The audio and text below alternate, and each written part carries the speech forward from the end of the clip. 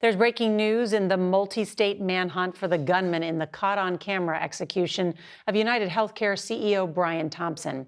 NYPD confirms to CBS News that they have found a backpack in Central Park, which they believe belongs to the suspect.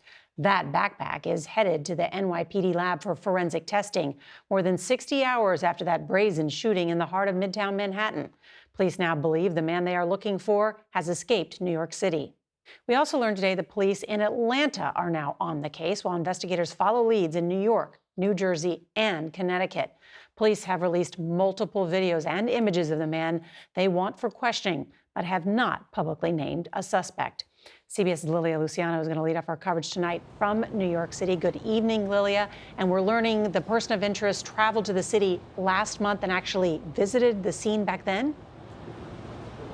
That's right, Nora. This is what we're learning from the NYPD tonight, that the first thing this person of interest in connection with the case did when he got to New York on a bus, he got on a cab, and he came straight here to the vicinity of the Hilton Hotel, that he remained here for 30 minutes.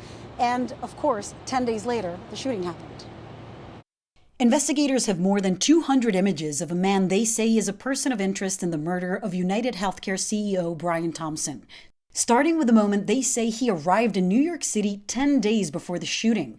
But to find the fugitive, investigators are now focused on how he left. Sources tell CBS News the gunman may have boarded a bus that was leaving for Atlanta. And tonight we're learning that the NYPD has asked the Atlanta Police Department for help, along with more than 80 other police departments nationwide.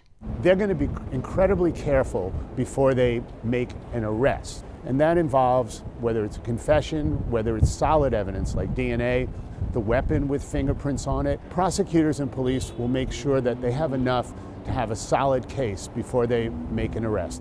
Detectives are crafting an intricate digital map to track the gunman's path that spans for miles. At 6:17 a.m., surveillance cameras capture him at a coffee store. A source tells CBS News he paid with cash. This video shows him about a block away from the hotel at around 6:20 a.m. 26 minutes later, he shot and killed Thompson outside the hotel using a gun with a silencer. The gunman then fled and entered Central Park on a bike, where police found a backpack tonight. He then exited Central Park and was seen turning onto West 85th Street just before 7 a.m. Are you surprised the weapon hasn't been found? I'm not surprised because he rode through Central Park, a place with very few cameras. How much harder does it get to find this person as time goes by? There's lots of time left. This is by no means in any way cold, this trail. This is a hot trail.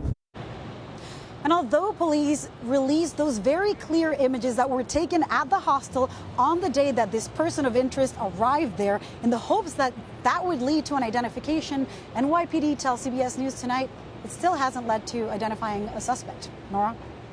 So many new pieces to put together. All right, Lilia Luciano, thank you so much.